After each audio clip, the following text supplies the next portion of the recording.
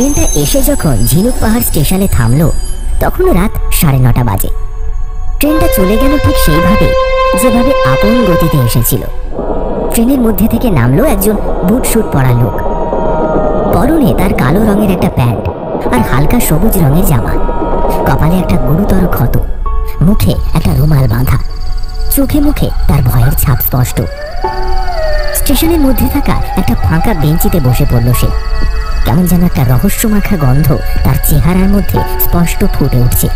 ঠিক যেমনটা আকাশের মুখটা ভার, ঠিক তেমনই সঞ্জয়ের মনটাও ভারাক্রান্ত। চোখগুলো তার টলমল করছে। সে একবার স্টেশন চত্বরটা ভালোভাবে দেখে নিল। ফাঁকা নিঝুম, সে ছাড়া আপাতত ফাঁকা স্টেশনে আর কেউ নেই। মুখে রুমালটা খুলে সে একটা দীর্ঘশ্বাস ছাড়ল। অনেক হয়েছে, আর না, আমি আর পারছি না। এই পাপ থেকে মুক্ত করো আমায়, মুক্ত করো আমায়, মুক্ত করো। হাউ মাউ করে কাঁদতে লাগলো সঞ্জয়। বুক চাপা কষ্টটা সে কান্না করে উগড়ে দিল এই ফাঁকা স্টেশনের উপর। সে দিব্যি বসেছিল ফাঁকা বেঞ্চের ওপর। হঠাৎ করে সে বুঝতে পারল কেউ একজন তার আশেপাশে ঘুরে বেড়াচ্ছে। সে স্পষ্ট অনুভব করছে তাকে, কিন্তু কেউ তো কোথাও নেই। স্টেশন চত্বর তো পুরো ফাঁকা। সঞ্জয়ের মনে একটু ভয় হল। আমার এমন মনে হচ্ছে যে আমার আশেপাশে কেউ ঘোরাঘুরি করছে। হঠাৎ করে সঞ্জয়ের চোখ পড়ল একটা ফাঁকা ল্যাম্পপোস্টের ওপর।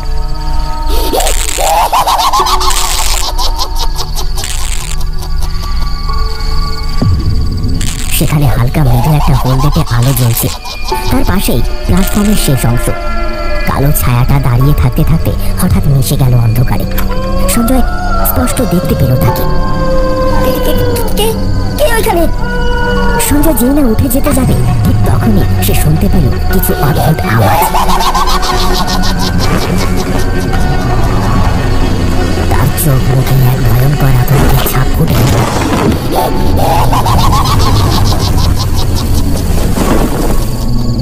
প্রচন্ড ভয়ে ভয়ে কাঁপতে কাঁপতে সে বলল, কে আসছে? কি ভেবেছিস তুই? এইভাবে পালিয়ে এসে কি তুই পার পেয়ে যাবে? কিছুতেই নয়। কে কথা বলছে? আমার সামনে এসো। সঞ্জয়ের মাথার উপর দিয়ে এক লাফে বেরিয়ে আসে একটা প্রকাণ্ড অশরীরী।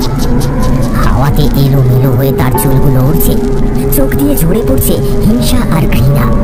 তার মুখটা একেবারে বিকৃত, ঠোঁটের কোণ দিয়ে আর কপালের এক পাশ দিয়ে তখনও চাপ চাপ জমাট বাঁধা রক্ত গড়িয়ে পড়ছে। তুই তো কেন চিনতে পারছিস না? আমি সেই মেয়ে। আজ থেকে 5 দিন আগে যেই মেয়েটাকে জঙ্গলের মধ্যে টেনে নিয়ে গিয়ে খুন করেছিলিস। আমি কিছু জানি না, বিশ্বাস করো, আমি কিছু জানি না।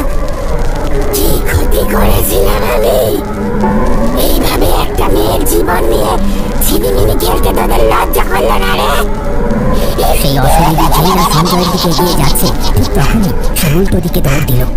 যতটা দ্রুত সম্ভব সে দৌড়তে লাগলো। অন্ধকার মাথা পথ ধরে রুদ্ধশ্বাসে ছুটে চলল সে। যাবি কোথায়?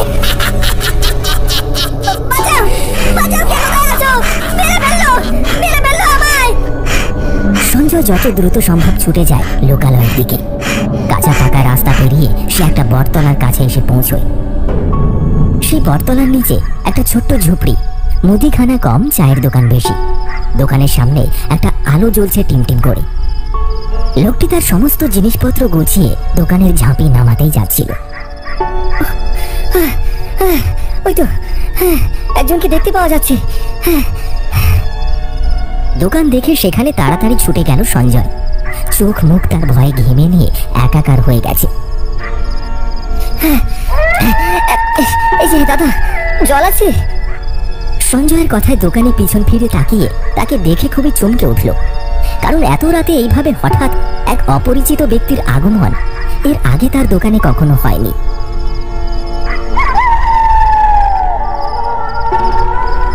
সে তৎক্ষণাৎ দোকানের ঝাঁপি তুলে একটা জলের বোতল নিয়ে সঞ্জয়কে দিল। তারপর বলল, এই নিন দাদা আপনার জলের বোতল। এ কি দাদা, এ কি অবস্থা আপনার? আপনার এইরকম হাল হলো কি করে? সঞ্জয় তার হাত থেকে জলের বোতলটা নিয়ে ভক ভক করে আগে আধ বোতল জল খেয়ে নিল। তারপর খানিকটা স্বস্তির নিঃশ্বাস ফেলে বলল, আর বলবেন না, স্টেশনে নামা মাত্রই একটা কালো ছায়ামূর্তি আমার পিছু করেছে। জানেন দাদা, শুধু এখন নয়, গত 1 মাস ধরে আমার সাথে সবসময় অদ্ভুত অদ্ভুত ঘটনা ঘটছে। আমি আমি দেখতে পাচ্ছি এক ছায়াকে, যে আমার কিছুতে পিছু ছাড়ছে না। সেই শহর থেকে আমি এই গন্ডগ্রামে চলে এসেছি, তারপরেও আমার পিছু ছাড়েনি। আপনি পারবেন আমায় বাঁচাতে? আরে ধুর ধুর, এই রাতের বেলা নেশা ভান করে এসে যত সব গাঁজা করে গল্প শুনিয়ে যাচ্ছেন মশাই। না না দাদা, আমি মিথ্যে কথা বলছি না। দিন দেখি আমার পয়সা দিন। সঞ্জয় পকেট থেকে একটা 10 টাকার নোট দিয়ে দিতে লোকটি ছিনিয়ে নেয় তার হাত থেকে। আমার দোকানের সামনে থেকে চলে যান, আমি দোকান বন্ধ করব, রাত হয়ে গেছে। বেশিক্ষণ আর এই জায়গায় ঘোরাঘুরি করবেন না, গ্রামের লোক চোর ডাকাত বলে পিটিয়ে মেরে ফেলবে। আমি এত রাতে কোথায় যাব? আমি তো এখানকার কিছুই চিনি না। আজ রাতটুকু একটু থাকার ব্যবস্থা যদি করে দেন। মিয়া, আপনি কি চাইছেন বলুন তো? আমার বউয়ের হাতে আমার মুড়ো ঝাঁটার পেটানি খাওয়াতে? চেনেন আমার বউকে? এই রাত বিরেতে যদি কাউকে নিয়ে যায় তবে আমাকে জুতো পেটা করবে। আপনি থাকুন, আমি চললু, আমায় ক্ষমা করবেন। দাদা দয়া করুন, এই রাতে আমি কোথায় যাব? তা আমি বলতে পারবো না। শুনুন, এই আশপাশের জায়গাটাও ভালো নয়। 2 দিন ছাড়াই খুন খারাপি চুরি ডাকাতি হতেই থাকে, তাই যত তাড়াতাড়ি পারেন এই এলাকা ছেড়ে বেরিয়ে চলে যান। কোনো কথা শুনল না লোকটি, রেগে মেগে গড়গড় করে হেঁটে চলে গেল। কিছু উপায় না পেয়ে নিরাশ হয়ে সঞ্জয়ও হাঁটা শুরু করলো।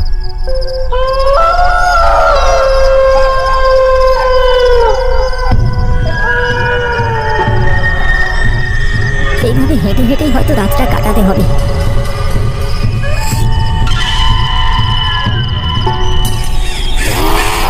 কে চিৎকার করছে? কে চিৎকার করছে এভাবে?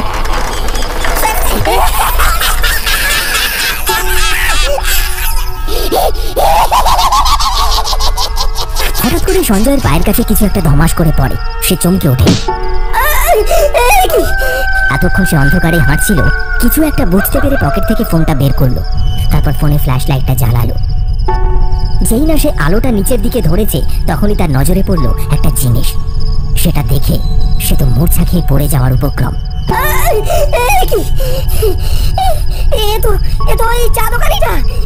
এরকম অবস্থা হলো কিভাবে? চারিদিকের পরিবেশটা সে ফোনের ফ্ল্যাশের আলোতে দেখতে লাগলো। চারিদিকের অন্ধকারাচ্ছন্ন পরিবেশটা যেন গিলতে আসছে তাকে। সঞ্জয়ের সারা শরীর কাঁটা দিয়ে উঠল। সেই ফোনের হালকা আলোতে দেখতে পেল জঙ্গলের চারিপাশ থেকে তাকে একেবারে ঘিরে রেখেছে অনেকগুলো লাল লাল রক্তমাখা চোখ। কারা কারা তোমরা? এইভাবে সবসময় আমার পিছু করছো কেন? কি চাও তোমরা? কি চাও? শোনা মাত্র ফ্যাক ফ্যাক করে হেসে উঠল অশরীরীর দল।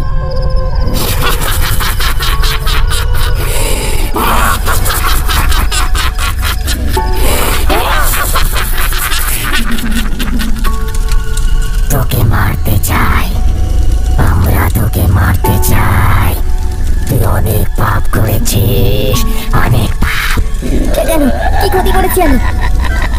সঞ্জয়ের কথাতে ছোটের ভেতর থেকে অন্ধকার মাথা ওই কালো ছায়া মূর্তিগুলো লাল লাল চোখে 2 হাত বাড়িয়ে এগিয়ে এলো সঞ্জয়ের দিকে। তোর জন্যই তো আজ আমাদের এই অবস্থা। ভুলিয়ে ভালিয়ে লোভ দেখিয়ে আমাদের খুন করলি, আর আমাদের চোখ, কিডনি, হার্ট, লিভার কেটে বার করে চড়া দামে বিক্রি করে দিলি।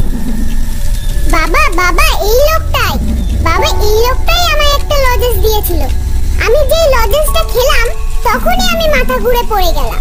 তারপরে আমার পেটে ছুরি বসিয়ে দিল আর আমি মারা গেলাম। সঞ্জয় পুরোপুরি নির্বাক। কথা বলার বাক শক্তি সে হারিয়ে ফেলেছে। সে বুঝতে পারছে তার আর কোনো উপায় নেই। আজ রাতই তার শেষ রাত। ওকে বাঁচিয়ে রেখো না। ওই পাপি বেঁচে থাকলে আবার মানুষ খুন করবে, তাদেরও আমাদের মতো অবস্থা হবে। না না, সবাই মিলে ওকে মেরে ফেলো।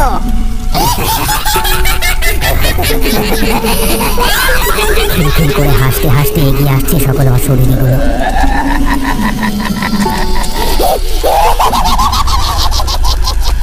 সঞ্জয় সেইখানে প্রাণহীন একটা মূর্তির মতো দাঁড়িয়ে আছে। তার চোখ দুটো স্থির হয়ে গেছে।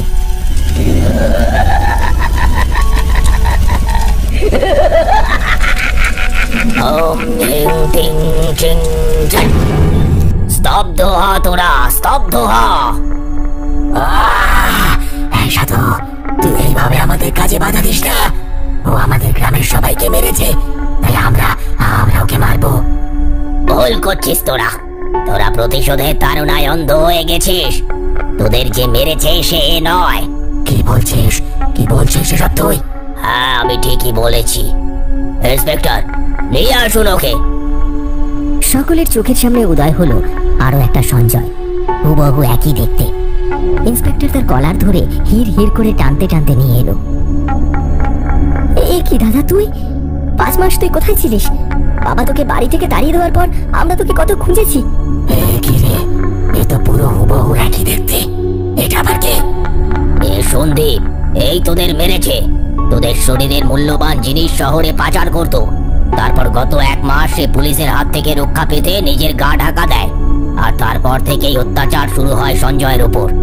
ওর কোনো দোষ নেই, ও এসব কিচ্ছু জানে না। ওকে ছেড়ে দে। ছি দাদা, ছি, তুই এতটা নিচে নামতে পারলি? এবার আমি মা বাবাকে কি জবাব দেব যে তোমার বড় ছেলে তাকে আসামি? আমায় ক্ষমা করে দে। ঘর থেকে বেরিয়ে যাবার পর কিছু খারাপ লোকের সঙ্গ দোষে আমি এইসব করতে বাধ্য হয়েছি। সত্যি আমি ক্ষমার অযোগ্য। আমাদের ছেড়ে দে। ওকে আমরা নিজের হাতে শাস্তি দিতে চাই, তবে আমাদের শান্তি। না, তার আর কোনো দরকার নেই। আমি তোদের সকলের মুক্তির ব্যবস্থা করছি, চিন্তা করিস না। ওর পাপের শাস্তি ফাঁসি। কি তাই তো ইন্সপেক্টর? হ্যাঁ বাবা।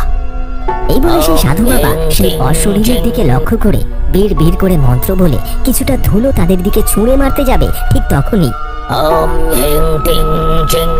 না বাবা, এই কাজ করবেন না, আমার কিছু বলার আছে। কেন সঞ্জয়, কেন তুমি আমায় বাধা দিলে? কি বলার আছে তোমার, বলো। আমি মানছি আমার দাদা ভুল করেছে, আর এর জন্য তার একমাত্র শাস্তি মৃত্যুদণ্ড। কিন্তু আমি আমার বাবা মা কি দোষ করেছি? তাহলে আমাদের কেন শাস্তি পেতে হবে? মানে সঞ্জয়, তুমি কি বলতে চাইছো? আমি ঠিক বুঝলাম না। মানে একটাই, কাল যখন দাদাকে ফাঁসি দেওয়া হবে তখন সবাই জানতে পারবে যে আমার দাদা একজন দাগী আসামি, আর সেই কলঙ্কের বোঝা এসে পড়বে আমার বাবা মায়ের উপর। আর গ্রামের মানুষ রাগে ক্ষোভে আমাদের উপর ঝাঁপিয়ে পড়বে। তখন আমাদের কি হবে? তাই আমার প্রার্থনা, আমার দাদার এই কাজের জন্য যদি মৃত্যুদণ্ডই কাম্য হয়, তাহলে সেই পাপের শাস্তি এরাই দিক। না, এটা হতে পারে না। আইন ওকে শাস্তি দেবে। আইন ভাঙার অধিকার কারণ নেই। না, সঞ্জয় ঠিক কথাই বলেছে। জীবন হিসাব করে চলে না। ও যে পাপ করেছে সেই পাপের শাস্তি আজ ওকে আমি মুক্ত করে দিচ্ছি ওই অশরীরীদের। না বাবা, এমনটা করবেন না। ইন্সপেক্টর বাবু চেয়েছিলেন সন্দীপকে আইনের হাতে তুলে দিয়ে প্রমোশন নেবেন, কিন্তু সবকিছু হিসাব করে চলে না। সাধু বাবা কিছু একটা মন্ত্র বলে মুক্ত করে দেয় সেই ছায়ামূর্তির দলকে, আর সাথে সাথেই তারা ঝাঁপিয়ে পড়ে সন্দীপের উপর। শুধু সন্দীপের মর্মান্তিক চিৎকারে কেঁপে উঠল আকাশ বাতাস।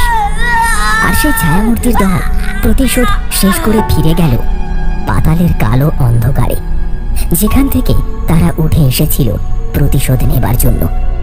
সব দৃশ্য দেখে বেরিয়ে এলো দুফোঁটা জল। সাধু বাবা বলল, যাও সঞ্জয়, এবার তুমি বাড়ি ফিরে যাও। আর তোমার কোনো ভয় নেই। এবার তুমি বিপদ মুক্ত। নিয়তি আজ তোমাকে এইখানে টেনে নিয়ে এসেছে আসল অপরাধীকে ধরবার জন্য। কিন্তু বাবা, আপনি কে? আমি একজন ভবঘুরে, ঈশ্বরের সেবক মাত্র। জয় শিব শম্ভু, হর হর মহাদেব।